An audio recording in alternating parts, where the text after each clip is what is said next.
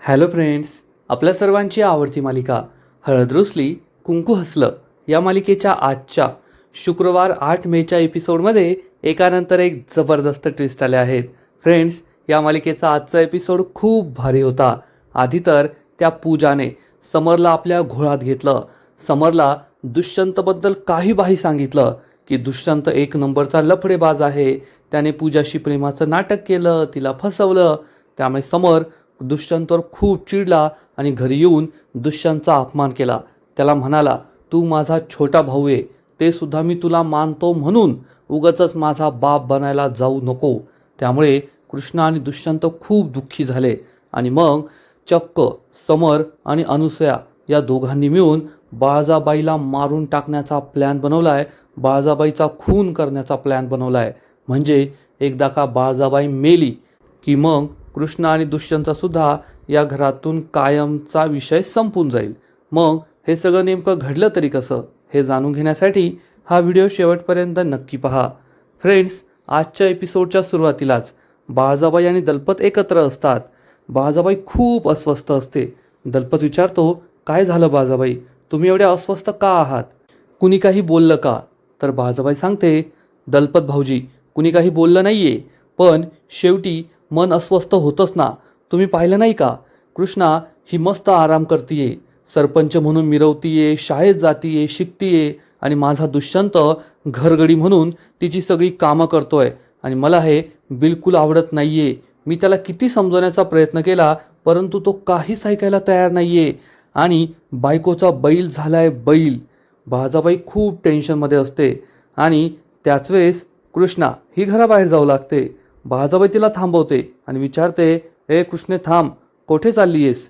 कृष्णा थांबते तर बाळजाबाई तिला जाब विचारते, तुझा नवरा तिकडे घरगडी म्हणून काम करतोय आणि तू गावभर हिंडायली आहेस, मिरवायली आहेस, काय चाललंय हे तुझं? तर कृष्णा बाळजाबाईला एकदम स्वॅगमध्ये उत्तर देते, कसं आहे ना बाळजाबाई, जर आपल्या नवऱ्याशी नीट बोललं, त्याच्यावर प्रेम केलं, प्रेमाने संसार केला ना, तर नवरा हा प्रत्येक अडचणीच्या काळात तुमच्या पाठीशी उभा राहतो, तुमची साथ देतो. माझं पण तसंच झालंय. मी दुष्यंत सरकारांवर प्रेम केलं, त्यांचा विश्वास जिंकला, त्यामुळे ते या संकटाच्या काळात माझी मदत करताय. तुम्हाला ते घरगडी वाटत असतील, पण माझ्यासाठी ते देव आहे, देव. तुम्हाला ते नाही कळायचं, कारण नवऱ्याशीवर प्रेम करणं, त्याच्याशी चांगला संसार करणं, या सगळ्या गोष्टी तुम्हाला कधीच कळणार नाही, तुम्ही त्या कधीच केल्या नाहीत ना. असा टोमणा मारून कृष्णा तेथून निघून जाते. बाळजाबाईला खूप राग येतो. तिच्या तळपायची आग मस्तकात जाते आणि ती दलपतला म्हणते, पाहिलं का दलपत भाऊजी, कशी बोलून गेली मला. जेव्हापासून या कृष्णाला गावची सत्ता मिळाली ना, तेव्हापासून तिचा माज दिवसेंदिवस वाढतच चाललाय. मला बोलून गेली की मी कसा संसार केला, काय केला. तिला आहे ना मी सोडणार नाहीये.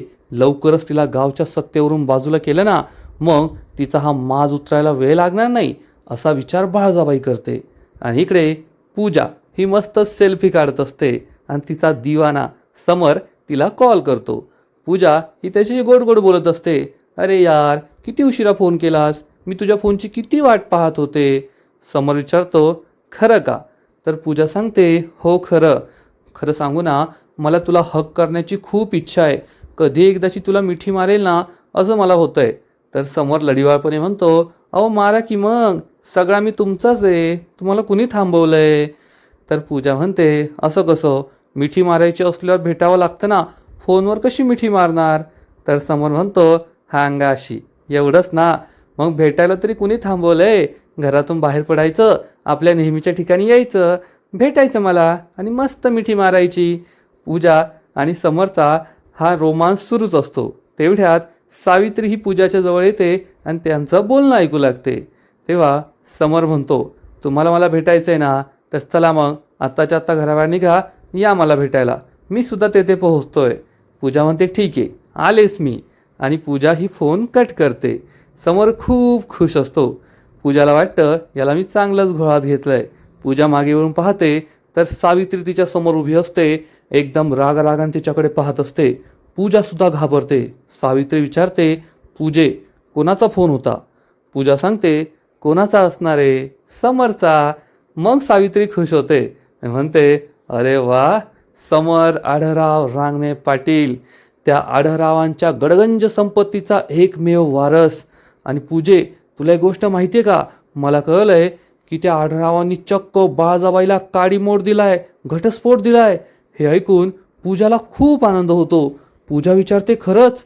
तर ती सांगते, होय होय, सगळ्यांच्या ओठावर हीच बातमी आहे. हे ऐकून पूजा आनंदाने नाचूच लागते. तिला खूप आनंद होतो. सावित्री म्हणते, आता त्या दुष्यंतचा त्या आढळरावांच्या संपत्तीवर काहीच हक्क नाहीये. आता त्या संपूर्ण संपत्तीची मालकीन फक्त तूच होणार. सगळी संपत्ती आपल्या मुठीत येणार. पूजालाही आनंद होतो. पण तेवढ्यात सावित्रीच्या मनात एक शंका येते.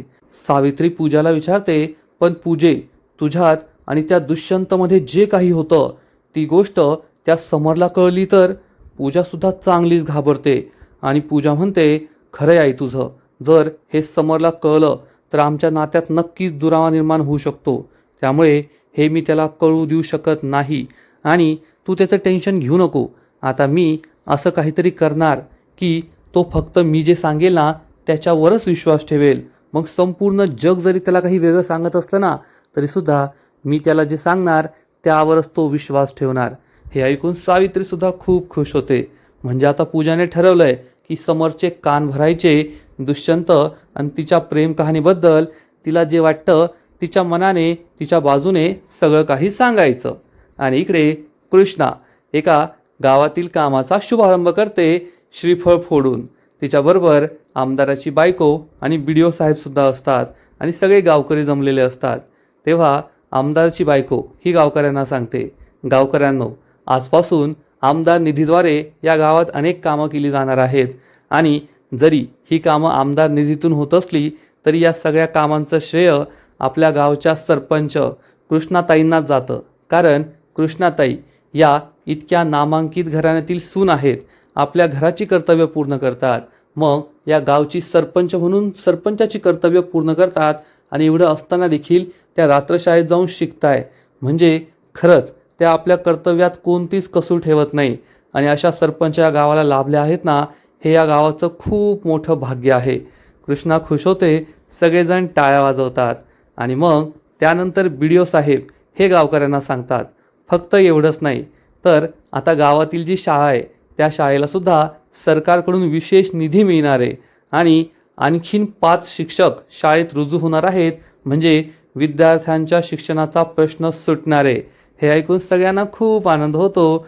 कृष्णा, आमदारची बायको, गावकरी सगळे टाळ्या वाजू लागतात. तेव्हा कृष्णा ही गावकऱ्यांना सांगते, गावकऱ्यांनो, आजपासून गावात विविध विकास कामं सुरू झाली आहेत. रस्त्याची कामं, शाळेची डागडुजी, त्याचबरोबर शाळेत नवीन शिक्षक रुजू होणार आहेत. आणि ही सगळी कामं आमदार वहिनी आणि BDO साहेबांच्या सहकार्याने होत आहे. मी त्यांचे आभार मानते. आणि राहिला माझ्या शिक्षणाचा प्रश्न, तर मी आता शाळेत जाऊन शिकण्याचा निर्णय घेतला आहे. माझ्यावरचा अडाणीपणाचा शिक्का पुसून टाकायचं असं मी ठरवलं आहे. आणि हे सगळं शक्य झालं आहे माझ्या नवऱ्यामुळे. माझा नवरा माझ्या पाठीशी खंबीरपणे उभा आहे म्हणून हे सगळं होऊ शकलं आहे. आणि जेव्हापासून मी शाळेत जाऊन अक्षरं गिरवायला लागली ना तेव्हापासून मला शिक्षणाचं महत्त्व कळलं आहे की शिक्षण घेणं किती महत्त्वाचं असतं. म्हणूनच मी गावकऱ्यांना सुद्धा सांगेल की जर तुम्हालाही शिकण्याची इच्छा असेल तर तुम्ही शिकू शकता. कारण शिकण्याला कोणतंही वय नसतं. तुम्ही कोणत्याही वयात पाटी आणि पेन्सिल हातात घेऊन शिकू शकता. कारण शिक्षण हे फक्त नोकरी करण्यासाठी, कामधंदा करण्यासाठी नसतं, तर शिक्षण हे चांगलं आयुष्य जगण्यासाठी सुद्धा खूप महत्त्वाचं असतं. आज मला असं वाटतं, जर मला आधीच हे कळलं असतं, जर आधीच मी हे शिकले असते तर खूप बरं झालं असतं. पण जाऊ द्या, जेव्हा वेळ येते तेव्हाच अनेक गोष्टी घडतात. हे ऐकून एक म्हातारा गावकरीसुद्धा म्हणतो, कृष्णाताई, तुमचं हे बोलणं ऐकून माझीसुद्धा शिकण्याची इच्छा होतीये. आता मी सुद्धा शिकणार. सगळ्यांना आनंद होतो. आणि मग आमदाराची बायको कृष्णाला म्हणते, खरंच कृष्णाताई, तुम्ही एक आदर्श व्यक्ती आहात, आदर्श स्त्री आहात, आदर्श सरपंच आहात. तुमच्याकडून सगळ्यांनी प्रेरणा घ्यायला हवी. कृष्णा म्हणते, हो आमदार वहिनी, पण या सगळ्यांचं श्रेय ना माझ्या कुटुंबाला जातं, माझ्या नवऱ्याला जातं. त्यांच्या सपोर्टशिवाय मी हे सगळं करूच शकले नसते. त्यामुळे सगळे गावकरी, BDO साहेब, आमदार वहिनी हे सगळे खूप खुश असतात. आणि इकडे आपले लव बर्ड्स एकमेकांची वाट पाहत असतात. समर पूजाची वाट पाहत असतो. तेवढ्यात पूजा धावत पळत येते आणि समरला घट्ट मिठी मारते. त्यामुळे समरसुद्धा खूप खुश होतो. पण अचानक काय झालं असं त्याला वाटतं आणि तो विचारतो, काय झालं, तू बरी आहेस ना? तर पूजा म्हणते, हो मी तर खूप बरी आहे. तुला हक करावंशी वाटलं म्हणून हक केलं, त्यात काय एवढं? समर सुद्धा म्हणतो, हो त्यात काय एवढं नाही, मग असं करत जा ना, परत परत करत जा, काही प्रॉब्लेम नाही आहे. हे दोघे खूप खुश होतात, रोमॅन्टिक होतात. समर पूजाचा हात हातात घेतो. पूजा विचारते, कशी दिसते मी? समर लाजून सांगतो, अहो लय लय लय भारी दिसताय. आणि तेवढ्यात पूजाची नजर रस्त्यावर जाते आणि तिला दिसतं की कृष्णा येतीये. पूजा चांगलीच घाबरते. जर कृष्णाने आम्हाला दोघांना एकत्र पाहिलं तर आमच्या दोघांच्या लव्ह स्टोरीचा इथेच दी एंड होईल हे तिला माहीत असतं. आणि ती लगेच म्हणते, समर समर चल लवकर इथून, कृष्णा येतीये. आणि मग समर आणि पूजा लवकर गाडीत बसतात आणि समर तेथून गाडी पळवतो. पण तोपर्यंत कृष्णाने समरला पाहिलेलं असतं आणि समर बरोबर एक मुलगी आहे हे सुद्धा तिला दिसलेलं असतं. पण ही मुलगी कोण आहे हे तिला कळलेलं नसतं. ती मागे धावत जाते, परंतु तोपर्यंत समर आणि पूजा तेथून निघून जातात. कृष्णा विचार करते, हा समर होता, पण समर बरोबर ही पोरगी कोण होती? नेमकं चाललंय तरी काय? हाच प्रश्न कृष्णाला पडतो. आणि इकडे समर आणि पूजा हे दोघे थोडे लांब पोहोचतात. समर गाडी थांबवतो आणि पूजाला जाब विचारतो, पूजा हे सगळं काय होतं? तू मला तेथून गाडी पळवायला का सांगितली? सांग मला सगळं लवकर. पूजा खूप दुःखी असल्याचं, घाबरल्याचं नाटक करते आणि म्हणते, जाऊ दे ना समर, आपण दोघे इथे भेटायला आलोय, प्रेमाच्या गप्पा मारायला आलोय, कशाला हे सगळं विचारतोस? समर चिडून म्हणतो, नाही पूजा, मला सगळं कळलंच पाहिजे, तू असं का केलंस? तर पूजा सांगते, समर माझा जो भूतकाळ आहे ना तो खूप विचित्र आहे रे, सांगण्यासारखा नाही आहे. सांगितल्यावर मलाही खूप दुःख होईल आणि तुझेसुद्धा माझ्याबद्दल गैरसमज होतील. समर म्हणतो, नाही, काही गैरसमज होणार नाही, तू सांग, मला सगळं सगळं खरं सांग. आणि मग पूजा आपल्या मनाची एक गोष्ट बनवते आणि समरला सांगते. समरला ती सांगते, तुला माहिती आहे का, तुझ्या आधी माझ्या आयुष्यात कुणीतरी होतं. हे ऐकून समरला मोठा धक्काच बसतो. पूजा सांगते, आणि दुसरं तिसरं कुणी नाही, तो तुझा भाऊच होता. सॉरी, भाऊ नाही, सावत्र भाऊ, दुष्यंतच होता. समरच्या पायाखालची जमीनच सरकते. तो सगळं शांतपणे ऐकून घेत असतो. आणि पूजा सांगते, समर आम्ही दोघे पुण्यात एकाच कंपनीत काम करायचो. खरंच आमच्या दोघांचं एकमेकांवर खूप प्रेम होतं. आमचा दिवस आहे ना सकाळी एकमेकांना आय लव्ह यू म्हणून सुरू व्हायचा आणि रात्री लव्ह यू, मिस यू असं म्हणून संपायचा. खरंच आम्ही दोघे पुण्यात एकाच ऑफिसमध्ये होतो. दिवसभर एकमेकांशी बोलायचो, गप्पा मारायचो, एकत्र जेवण करायचो, मूव्ही पाहायला जायचो, फिरायला जायचो आणि मी त्याच्या प्रेमात आकंठ बुडाले होते. हे सगळं ऐकून समरला त्रास होत असतो, कारण त्याचं सुद्धा पूजावर प्रेम असतं आणि पूजा ही आधी दुष्यंतवर प्रेम करायची हे काही त्याला सहन होत नाही. पूजा सांगते, पण मी नव्हता पुढाकार घेतला बरं का, तोच मला एका मोठ्या एक्सपेन्सिव्ह हॉटेलमध्ये घेऊन गेला होता. तेथे त्याने मला स्वतः प्रपोज केलं होतं, मी काय त्याला प्रपोज वगैरे केलं नव्हतं. समर काहीच बोलत नाही. पूजा पुढे सांगते, अरे आम्ही दोघे ना एकमेकांवर खूप प्रेम करायचो, आयुष्यभर एकत्र राहण्याची वचनं दिली होती की आता आपण लग्न करूया, संसार करूया, इथेच पुण्यात सेटल होऊया, पुढे पुढे काय करायचं ना हे आम्ही सगळं ठरवलेलं होतं. आणि त्यानंतर मला त्या दुष्यंतचं सत्य कळलं. समोर विचारतो, कोणतं सत्य? तर पूजा सांगते, त्याने मला फसवलेलं होतं. तो दुष्यंतीना एक नंबरचा कॅसोनोवा होता. त्याचं फक्त माझ्याबरोबरच प्रेम प्रकरण सुरू नव्हतं. मला कळलं की तो दुसऱ्या अनेक मुलींबरोबर अशीच प्रेमाची नाटकं करतोय आणि त्याने अनेक मुलींना असंच फसवलंय. हे ऐकून समरला मोठा धक्काच बसतो. पूजा सांगते, एवढंच नाही, मी तर त्याला माझ्याच ऑफिसमधील एका मुलीबरोबर त्याच्या फ्लॅटवर, मला तर सांगतासुद्धा येत नाहीये अशा अवस्थेत पाहिलं होतं. हे ऐकून समरला खूप राग येतो की दुष्यंत किती वाईट मुलगा आहे. आणि पूजा म्हणते, त्यानंतर मी त्याच्याशी सगळे संबंध तोडले. त्याला म्हणाले, तू मला फसवलंय, माझा विश्वासघात केलाय, मला तुझ्याशी कोणतेही संबंध ठेवायचे नाहीये. आणि मग तो दुष्यंत पुणे सोडून गावाकडे आला. थोड्या काळानंतर मी सुद्धा पुणे सोडून गावाकडे आले आणि तेव्हा मला कळलं की त्या दुष्यंतचं लग्न झालंय आणि ते सुद्धा कोणाशी, तर माझ्याच बहिणीशी, कृष्णाशी त्याने लग्न केलंय. हे ऐकून समर खूप दुःखी होतो. पूजाची ही दुःखभरी कहाणी ऐकून खरंच पूजाबरोबर किती वाईट झालंय असं त्याला वाटतं. पूजा पुढे सांगते, आणि जेव्हा मला कळलं ना की दुष्यंतने असं केलंय तेव्हा मी त्या दुष्यंतचा खरा चेहरा सगळ्यांसमोर आणण्याचा प्रयत्न केला. बाळाजाबाई, आढळराव, कृष्णा सगळ्यांना सांगितलं की हा दुष्यंत कसा आहे. पण शेवटी दुष्यंत पुरुष येणारे, पुरुषाच्या चारित्र्यावर कितीही शिंतोडे उडाले तरी ते धुतले जातात. आणि मी एक अबला स्त्री आहे, माझ्या चारित्र्यावर एकही शिंतोडा उडाला ना तर आयुष्यभर त्याचा मोठा डाग बनतो. सगळ्यांनी मलाच दोषी ठरवलं, मीच चुकीचे आहे असं ठरवलं. आणि तो दुष्यंत एवढं सगळं करून नामानिराळा झाला. समर खूप चिडतो. पूजा म्हणते आणि मग मी सुद्धा विषय सोडून दिला. मी माझं आयुष्य नव्याने जगायला ठरवलं. आणि तेवढ्यात तू माझ्या आयुष्यात आला.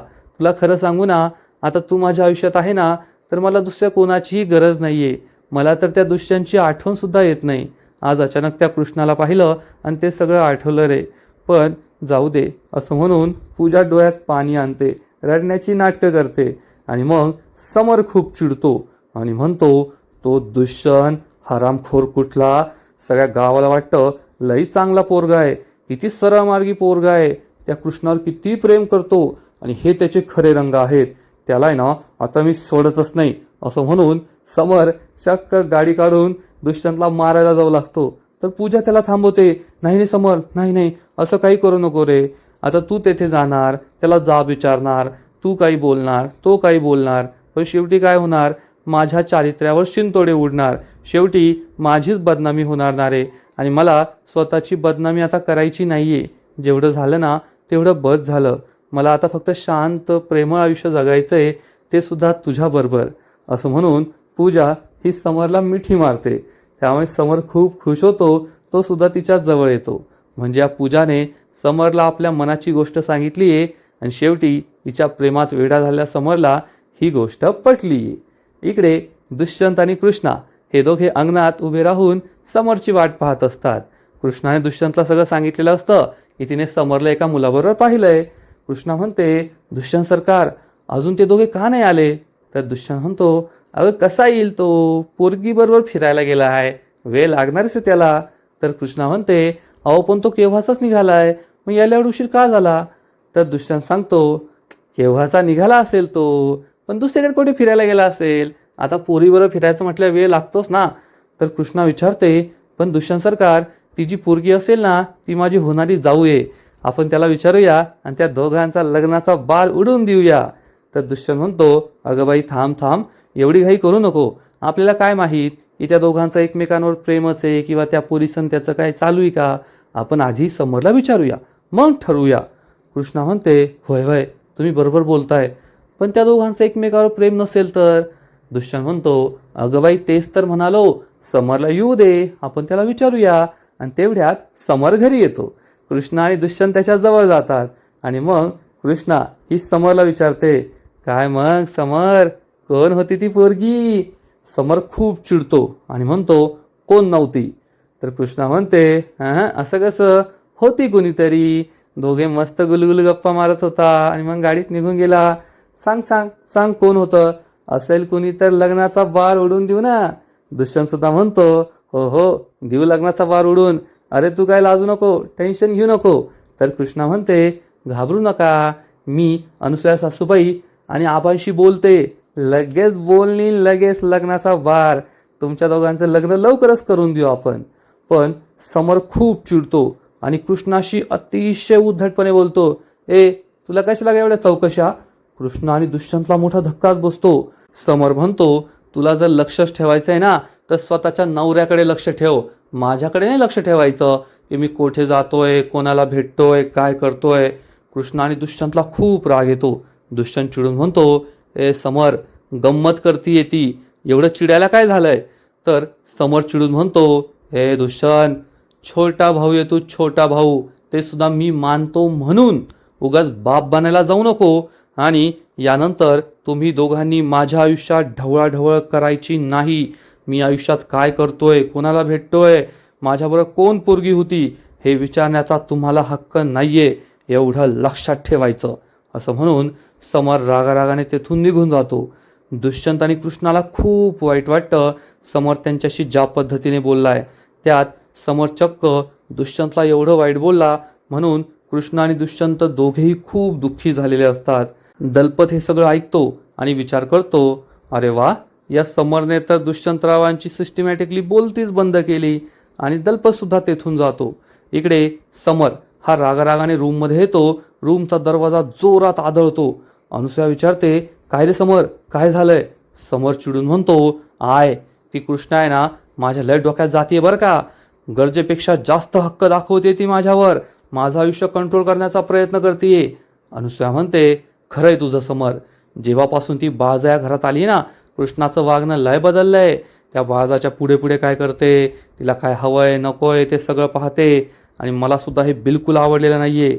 तर समर चिडून म्हणतो, त्या बाळजाला आपण का घरात ठेवलं हाय? ती बाळजा जोपर्यंत या घरात हाय तोपर्यंत आपलं काही खरं नाही. मला तर वाटतं त्या बाळजालाच घरातून बाहेर हाकलायला पाहिजे सगळ्यात आधी. अनुसूया म्हणते, खरंय तुझं. ती बाळजा जोपर्यंत या घरात असेल ना तोपर्यंत आपल्याला धोकाच असणार आहे. समर म्हणतो, एक वेळ आपण सापावर विश्वास ठेवू शकतो पण त्या बाळजावर नाही विश्वास ठेवू शकत. मला तर असं वाटतं या बाळजा नावाच्या सापाला ठेचलंच पाहिजे, कायमचं या जगातून हाकलून दिलं पाहिजे. अनुसूया म्हणते, वा समर वा, मला तुझ्याकडून हीच अपेक्षा होती. एक ना एक दिवस तू त्या बाळजाचा कायमचा काटा काढशील. समर म्हणतो, खरंय तुझं. अनुसूया सांगते, जोपर्यंत ती बाळजा जिवंत आहे ना तोपर्यंत आपल्या हाती काहीच लागणार नाही. आणि तसंही एकदा का ती बाळजा ढगात गेली मग कृष्ण आणि दुष्यंतला कुणीच वाली राहणार नाही. समर सांगतो, आता तेच करावं लागणार आहे. अनुसूया त्याला सांगते, तसं पण ती कृष्णा आणि तो दुष्यंत एकमेकांच्या संसारात गुरफटून गेलेत. उरलेलं काम सरपंचाची कामं आणि शिक्षणाने केलंय. त्यामुळे ते वाचून वाचून त्या बाळजाबाईला किती वाचवणार? ते काय बाळजाला वाचू शकणार नाही. समर म्हणतो, मग आता हीच योग्य वेळ. तू पाहाच मी त्या बाळजाचा कायमचा काटा कसा काढतो, तिला कसा ढगात पाठवतो. हे ऐकून अनुसूया खूप खुश होते. म्हणजे आता या समर आणि अनुसूयाने चक्क बाळजाबाईला मारण्याचा प्लॅन बनवलाय. मग त्यांचा प्लॅन नेमका आहे तरी काय हे तर आपल्याला पुढे कळेल. आणि इकडे कृष्णा आणि दुष्यंत खूप दुःखी होतात. कृष्णा ही दुष्यंतला म्हणते, दुष्यंत सरकार, हा तुम्हाला जे काही बोलला ना ते मला बिलकुल आवडलेलं नाहीये. त्याने तुमच्याशी असं नव्हतं बोलायला पाहिजे. तर दुष्यंत म्हणतो, जाऊ दे ना कृष्णा, आपल्याला आवडलं नाही पण शेवटी तो जे काही बोलला ते अगदी खरंच होतं ना. कृष्णा म्हणते, पण दुष्यंत सरकार तो चुकीचं बोललाय. दुष्यंत कृष्णाला समजावून सांगतो, ठीक आहे ना, त्याची इच्छा आहे की आपण त्याच्या आयुष्यात ढवळाढवळ करू नये तर आपण त्याच्याशी नाही बोलायला जायचं, त्याच्याबद्दल त्याच्या आयुष्याबद्दल काही नाही बोलायचं. आणि तू स्वतःला नको त्रास करून घेऊ कृष्णा. तुझ्या मागे खूप जबाबदाऱ्या आहेत. तुला शिकायचं आहे, तुला गावातील सरपंचाची कामं करायची आहे, या घरच्या जबाबदाऱ्या पार पाडायच्यात आणि मी आहे तुझ्या पाठीशी. ही सगळी कामं बाकीच्या गोष्टी तू तुझ्या नवऱ्यावर सोपव. तुझा नवरा ना हे सगळं पाहून घेईल. कृष्णा खूप दुःखी होते. दुष्यंतीला जवळ घेतो, मिठी मारतो, शांत करतो. फ्रेंड्स, खरंच कृष्णा आणि दुष्यंत खूप चांगले आहेत. या नालायक समरसाठी या दोघांनी किती काही केलंय. दुष्यंतने तर आपला हक्क सोडून दिला आणि आता हा चक्क त्यांच्याशी अशा पद्धतीने बोलतोय. हे पाहून सगळ्यांनाच वाईट वाटलं, एवढं मात्र नक्की. आणि आजचा एपिसोड येथेच संपतो. फ्रेंड्स, हळद रुसली कुंकू हसलं या मालिकेचा आजचा एपिसोड खरंच खूप भारी होता, खूप इंटरेस्टिंग होता. समर आता कृष्ण आणि दुष्यंतच्या विरोधात समोरासमोर आलाय आणि आता चक्क त्याने बाळजाबाईला मारायचं सुद्धा ठरवलंय. मग आता पुढे काय होईल हे पाहायला आणखीन मजा येणार आहे. आजचा एपिसोड तर भारी होता पण या मालिकेचा पुढील एपिसोड आणखीन भारी असणार आहे. आणखीन मोठा ट्विस्ट या मालिकेत येणार आहे. मग नेमकं घडणार तरी काय, तर पुढील एपिसोडमध्ये आपण पाहू समर हा गावकऱ्यांना बाळजाबाई विरुद्ध भडकून देईल आणि मग गावकरी कृष्णा आणि दुष्यंतला सांगतील, कृष्णा आता त्या बाळजाचं अति होतंय, आम्ही तिचा जीव घ्यायला जातोय. त्यामुळे कृष्णा आणि दुष्यंत खूप घाबरतील. कृष्णा दुष्यंतला म्हणेल, गावकऱ्यांचा बाळजाबाई विरुद्धचा राग वाढत चाललाय, आता काय करावं ते कळतच नाहीये. आणि इकडे बाळजाबाईला एक धमकीची चिठ्ठी येणार. यात असं लिहिलेलं असेल, बाळजाबाई आजपर्यंत तू सगळ्या गावकऱ्यांना छळलंय, आता तुझा शेवट होण्याची वेळ आलीये, आता तुझी तिरडी उठणार. हे पत्र वाचून बाळजाबाई खूप घाबरेल. मग आता बाळजाबाईला कृष्णा आणि दुष्यंत वाचू शकतील का? समरने बाळजाबाईचा जीव घ्यायचा प्लॅन बनवलाय, हा प्लॅन यशस्वी होईल का हे पाहायला मजा येणार आहे. तर फ्रेंड्स, तुम्हाला सुद्धा हळद रुसली कुंकू हसलं ही मालिका आवडते का? नक्कीच कमेंट करून सांगा. आणि या मालिकेचे असेच नवीन नवीन एपिसोड, नवीन नवीन अपडेट सर्वात आधी पाहण्यासाठी व्हिडिओला लाईक करा, शेअर करा चॅनलला सबस्क्राईब करून बेल आयकॉनवर क्लिक करा, म्हणजे या मालिकेचे नवीन नवीन एपिसोड तुम्हाला सर्वात आधी पाहायला मिळतील. खूप खूप खूप धन्यवाद.